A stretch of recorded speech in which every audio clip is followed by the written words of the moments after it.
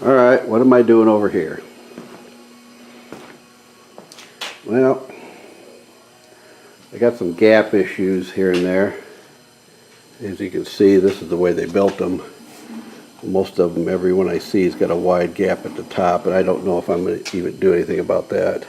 And what I'm going to attempt to do here, I am going to try welding the edge here to bring that out a little bit more without destroying a perfect door. This door has zero rust on it. It's got a few dents, but it's absolutely wonderful that I have zero rust. So I'm going to be working on that. So we'll see how that goes. Okay, it has to get ugly before it gets pretty. I've got about 3 layers of tacks on there, and I started out real light, just turning the welder on and off to get a base through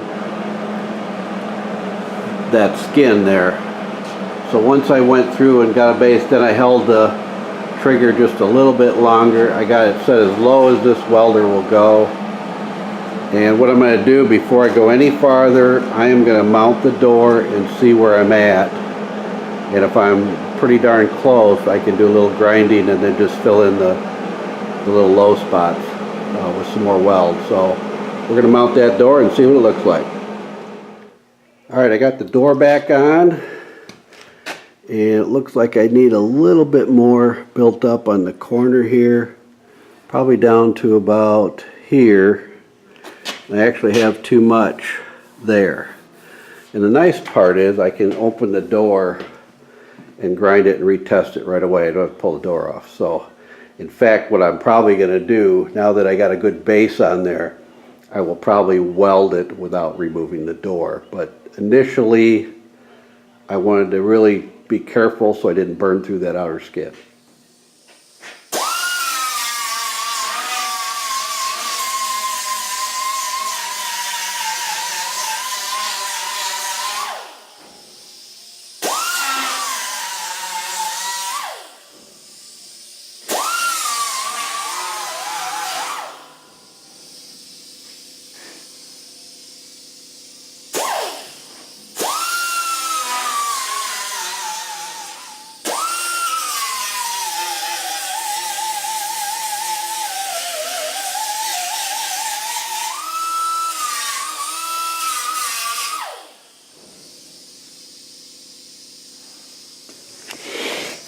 Okay, as you can see, I got to add a little bit more up there,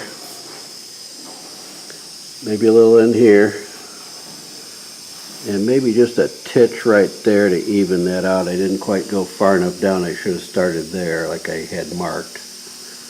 But anyway, go up through there, and it's going to look pretty good. Okay, once you get a base built up, and you know it's not going to burn through, you can lay a continuous nice smooth bead, and there'll be less grinding and there won't be as many gaps. Now I put on more than I needed, but that's okay. I'm going to grind it down smooth now, and hopefully I won't have to do much more, maybe a couple little touch-ups. So we're going to start grinding and see what happens. Okay, I did a little bit more grinding. As you can see, that gap is coming along real nice.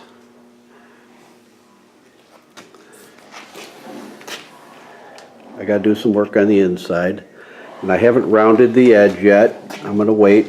I just want to get the gap fairly close because I've got a lot more work to do on this side, so I don't want to try to finish it off right now. I may have to add or subtract a little bit later, but I'm a lot happier with the gap now than it was. It was pretty wide. So now we'll move on to the other part of the door. All right, I was able to get this with just putting a nice base on it, and I was able to weld really short beads, probably about a little over I don't know, maybe an 1/8 inch stretches, instead of just zapping it, you know, putting lumps on there. This is just roughed in, got the rough shape. I'm not going to do any more until I got everything a little more finalized. And then this door, I'm going to pull it off again, put it on the table, and you can see all the low spots. I got to work that door quite a bit more. So for right now, that's it for the driver's side door.